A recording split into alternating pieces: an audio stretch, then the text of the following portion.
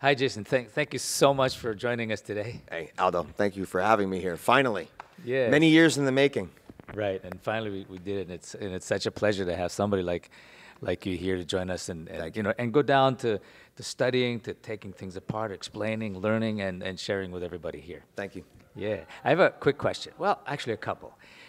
First one that comes to mind is when someone like yourself, who is a trained drummer and percussionist and studied, now playing in the metal context, and now you're stretching out. How do you go about stretching out in the music that you do to expand what you already do without losing what you're already done?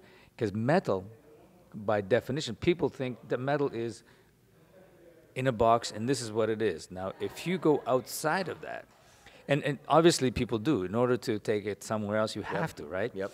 So if you do that, how do you keep from alienating the people who need to be your base? Yeah, I think in that term, there's a fine line, because you saw it when I gave some of the examples in the master class. Like, I'm doing a multi-pedal little samba thing that I think sounds cool, which is based on double bass. Da da da da da da da da da, but I'm going da da da da da da da da da, and that sounds cool to me, but the other four guys in the band, it might not necessarily sound cool to. Like, literally, this happened on the last record. We have an intro to one song that was this kind of melodic thing over the toms, and I was going, and then producer goes, "What's that hi-hat I hear?" I go, "Well, I've got a hi-hat on the other side." "Why?" "'Cause I can." "'Cause I can. I've been practicing this in my studio for the last 8 months. I want to use it." "Well, why are you doing that?" "Because it gives it another musical dimension." And the end result was, don't do that. Just stick to double bass.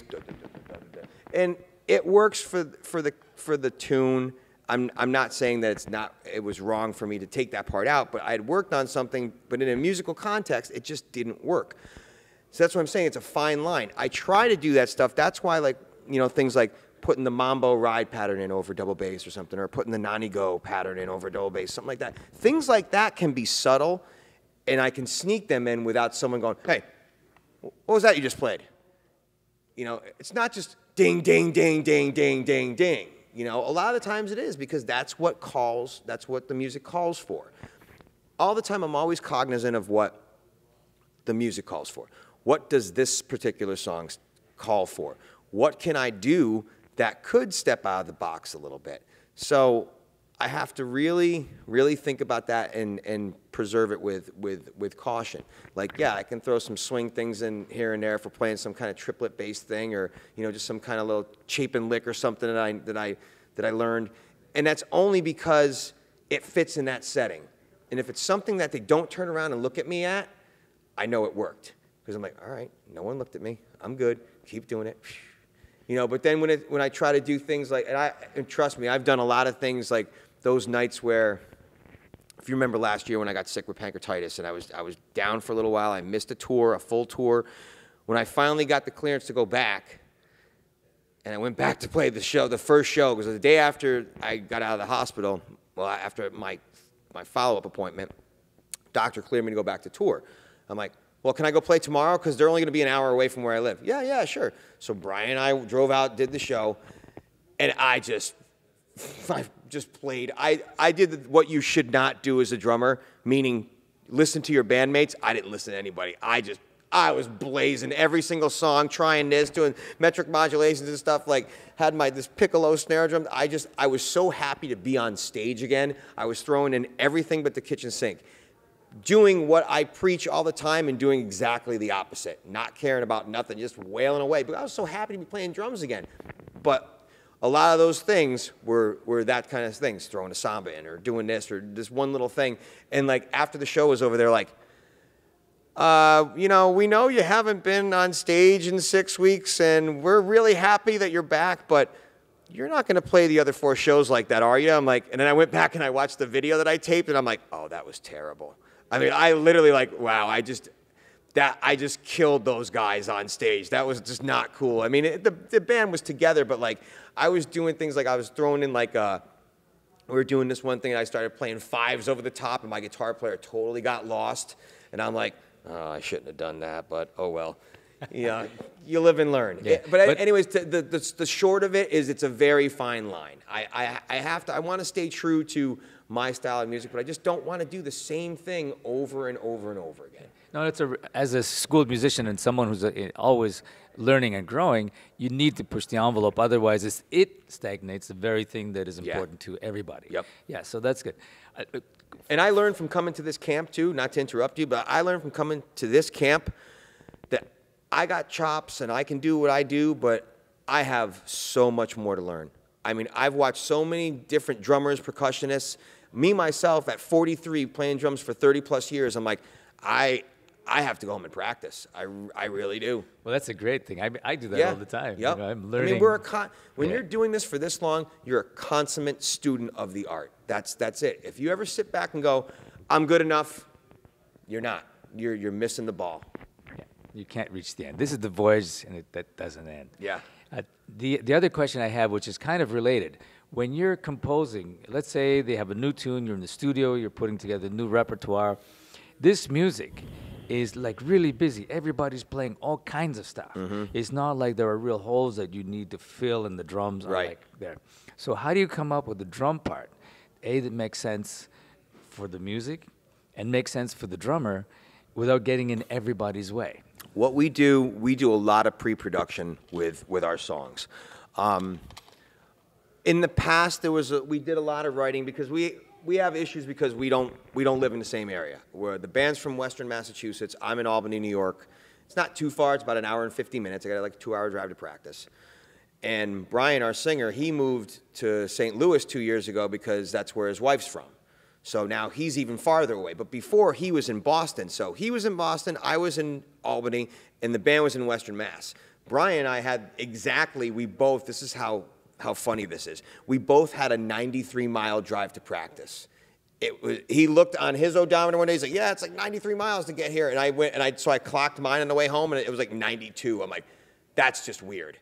So, we had that equidistant trip to practice. So that being said, when we get together, which is, twice a week generally, and 3 times if we're writing or something, our practice time is very diligent. We're very diligent with it. We're very focused. There's no farting around. It's just like, we're here to work. 2 guys have to drive 2 hours to get here.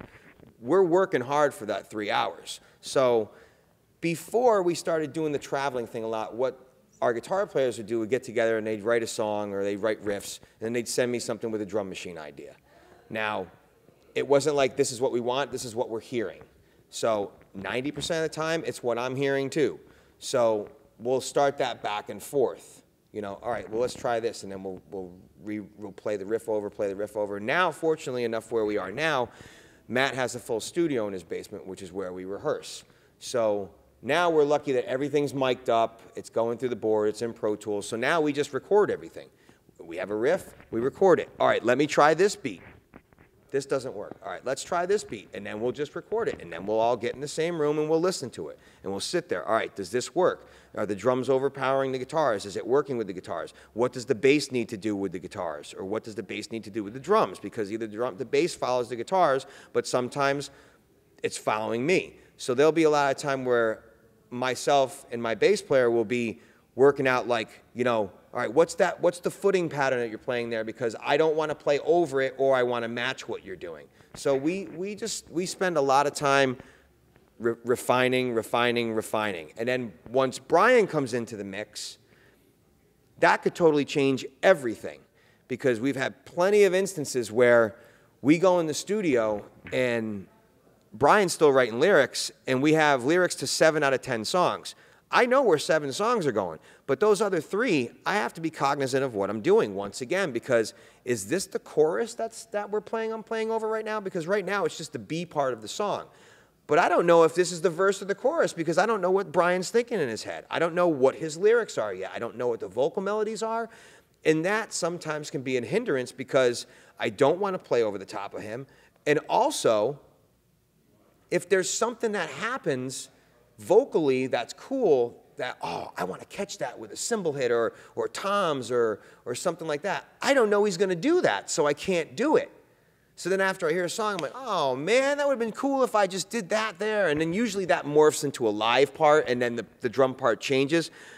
Like the first album that I recorded with the band, The Art of Balance, back in 2002, my drum parts have changed so much since that record, like, because we've been playing those songs live for 12 years. But when we recorded that record, I just got in the band. It was just like one of those things, learn the arrangements, get it through, we got to go on tour, we got to get this record done. That's what it was. I didn't really have time to really put a lot of thought into creating as much. But as time's passed, you know, we learn now to not do things the hard way and get it done. Perfect example is our latest record right now, Fire from the Sky. There's a part in the verse where I'm just playing just a slow groove, and Brian says this line that goes, dead of night, and that's the way the vocal line goes. And I went, I have to phrase that, and I just came up with this, blugga, blugga, blugga, bah. 1 and 2 and 3 and bah. It was just like a broken, like an open flam fill. But it's so intense with that vocal part, and it makes it. It makes it. So. Nice. Yeah. Beautiful. And my final question is this. Playing drums. What does playing drums mean to you? Why do you love playing the drums? Because it's the thing that I do the best in my life. At least that's what I think. And I think it's what God put me on this earth to do. I mean, there's nothing that brings me, this is the funny thing to say, there's nothing that brings me more pleasure and more pain than playing the drums. And I don't mean pain as physical, yeah, sometimes it is physical, but pain as, oh my God, why can't I get this? This is so hard, left brain, right brain. So it's one of those things where it's this never-ending passion that I have. It's this fire that, as much as the music business sometimes wears me down and I want to quit every other day, it's just what keeps me breathing. I mean, I love my wife to death, and I couldn't live without her, but I couldn't live without a set of drums. There's just no way. Right.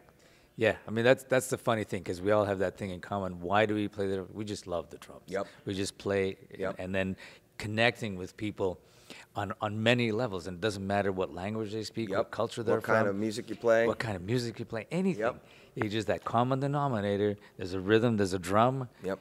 Anywhere on the planet. We were just talking about that earlier. It's like, you know, all of us have gone down different paths with the drums, but we all have a common vocabulary. We all started with single strokes and double strokes and paradiddles and the rudiments and basic beats, and then whatever path you decide to go with it, you go.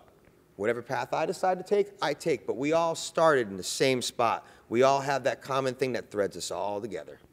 Yeah, exactly. Well, thank you so much, Jason. I really appreciate you. Thank you. It's been a pleasure. Thank you. To be continued. Yes. Okay.